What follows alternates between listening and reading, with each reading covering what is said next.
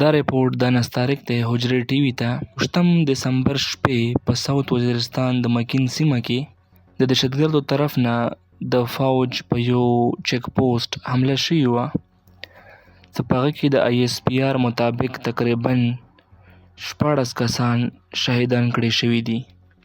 د اټیک نه بعد په دوه طرفه ډزو کې تقریباً 8 خوارج هم وژل شوي دي.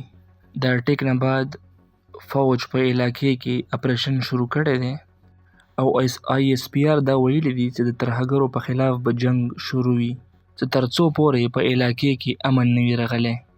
دې واقعې نه مخکې په خیبر کې هم په فوج باندې حمله شوې وه، څه په هغه کې یو فوجي شهید شوی و او 4 خوارج وژل شوي وو.